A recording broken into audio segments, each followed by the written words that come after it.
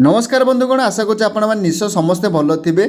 आज आम इभीएस पार्ट को आलोचना करने को जाऊे। प्रथम क्वेश्चन हूँ क्यों रोग जो मुख्यतः आम फुस्फुस क्षति घटी थाए। ऑप्शन नंबर ए रे हैजा, ऑप्शन नंबर बी रे जख्मा, ऑप्शन नंबर सी रे कामल ना ऑप्शन नंबर डी रे कुष्ठ। ताले सठिक उत्तर हो ऑप्शन नंबर बी जख्मा। परवर्ती नंबर क्वेश्चन हूँ क्षीर केउटी मिले। ऑप्शन नंबर ए रे सुक्रोज, ऑप्शन नंबर बी रे गाल्टोज, ऑप्शन सी रे लैक्टोज ना ऑप्शन डी रे माल्टोज। ताले सठिक उत्तर हो ऑप्शन सी लैक्टोज। परवर्ती नंबर क्वेश्चन अच्छी फलिकार केउं अंशरू मंजी बाहरे। ऑप्शन नंबर ए रे डिंबक, ऑप्शन नंबर बी रे डिंबाशय, ऑप्शन सी रे गर्भदंड ना ऑप्शन नंबर डी रे गर्भशीर्ष। ताले सठिक उत्तर हो ऑप्शन ए डिंबक। परवर्ती नंबर क्वेश्चन अच्छी यूरिया केउठी उत्पन्न हुए। ऑप्शन नंबर ए रे बृकक, ऑप्शन नंबर बी रे चर्म, ऑप्शन सी रे यकृत ना ऑप्शन डी रे पानक्रियाज। ताले सठिक उत्तर हो ऑप्शन सी यकृत। 125 नंबर क्वेश्चन केउटी एक रूपांतरित कांड। ऑप्शन नंबर ए रे मटर, ऑप्शन नंबर बी रे बीन, ऑप्शन नंबर सी रे आलू ना ऑप्शन डी रे गाजर। ताले सठिक उत्तर हो ऑप्शन सी आलू। 126 नंबर क्वेश्चन पृथ्वीर केउं अंचल ऋतु परिवर्तन हुए नहीं। ऑप्शन नंबर ए रे निरक्ष अंचल, ऑप्शन नंबर बी रे क्रांतीय अंचल, ऑप्शन नंबर सी रे उपक्रांतीय अंचल ना ऑप्शन डी रे मध्य अक्षांश अंचल। ताहले सठिक उत्तर हो ऑप्शन नंबर ए निरक्षीय अंचल। 127 नंबर क्वेश्चन प्रयुक्त बलर दिग एवं प्रयुक्त बल जोगु वस्तुर सृष्टि होइतिबा गतिर दिग मध्य कौणिक परिमाण केते हेले संपादित कार्यर परिमाण सर्वाधिक हेब। ऑप्शन नंबर ए रे 0 डिग्री, ऑप्शन नंबर बी रे 60 डिग्री, ऑप्शन नंबर सी रे 90 डिग्री ना ऑप्शन नंबर डी रे 120 डिग्री। ताले सठिक उत्तर हो ऑप्शन नंबर ए 0 डिग्री। 128 नंबर क्वेश्चन केउटी अन्य तीनोटी ठारू भिन्न।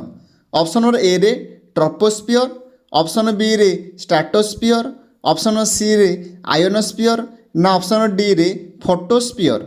ताले सठिक उत्तर हो option D photosphere. 139 number question गोटे मौलिकर परमाणु प्रोटोन संख्या और न्यूट्रन संख्या समान जहाँकि x अटे।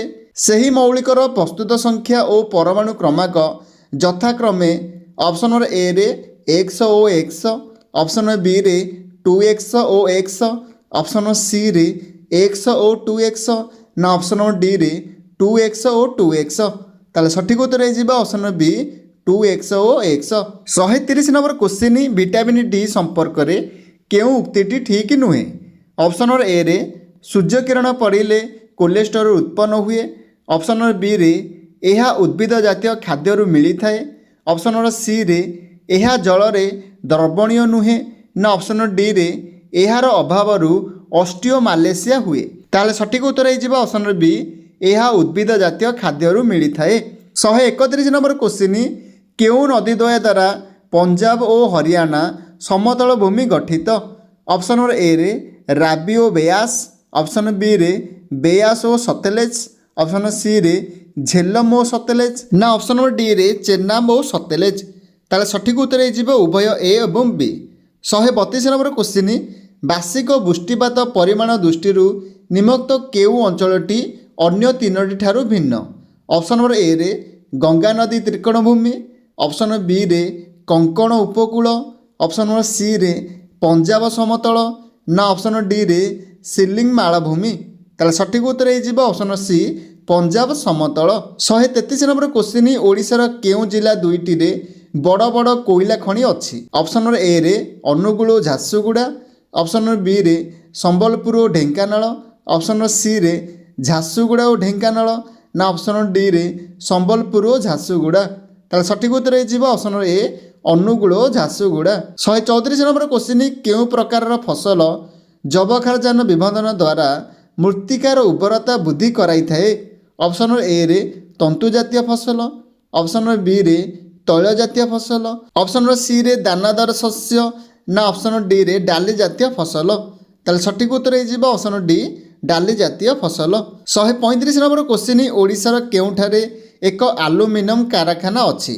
ऑप्शन नंबर ए रे बिलेईपदा, ऑप्शन नंबर बी रे हीराकुद, ऑप्शन नंबर सी रे राउरकेला ना ऑप्शन डी रे सुनाबेड़ा। ताहले सठिक उत्तर हो option number B Hirakud. 136 number question स्थानीय इतिहास शिक्षादानर मुख्य उद्देश्य कौन? ऑप्शन ए रे शिक्षार्थी को विभिन्न ऐतिहासिक स्थान सहित परिचित कराइबा। ऑप्शन बी रे राज्यर विभिन्न स्थान गुड़िक सहित परिचित कराइबा। ऑप्शन सी रे देशर विभिन्न स्थान सह परिचित कराइबा ना ऑप्शन डी रे शिक्षार्थी बास करुवा स्थान संबंध में परिचय कराइबा। ताले सठिक उत्तर हो ऑप्शन डी शिक्षार्थी बास करुवा स्थान संबंध में परिचय कराइबा। 137 नंबर क्वेश्चन केउटी प्राथमिक स्तर में परिवेश अध्ययनर मुख्य लक्ष्य नुहे? ऑप्शन ए रे परिवेशर उपादान गुड़ी को चिन्हट करवा और बुझाइबा। ऑप्शन बी रे परिवेशर उपादान गुड़िकर वर्गीकरण करवा।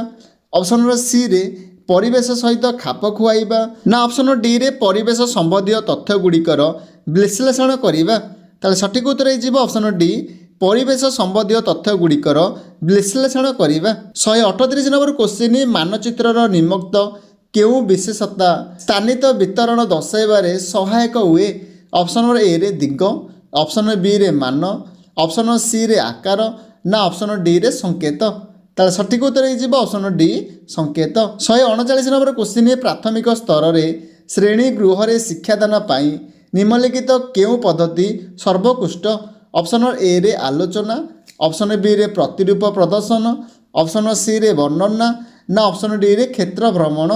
ताले सठिक उत्तर हो ऑप्शन डी क्षेत्र भ्रमण। 140 नंबर क्वेश्चन वर्णना और आलोचना मूलक पद्धति संबंधी निम्नलिखित केउ उक्तिटी समुचित नुहे? ऑप्शन ए रे यह शिक्षार्थीर चिंताशक्ति अभिवृद्धि में सहायक हुए।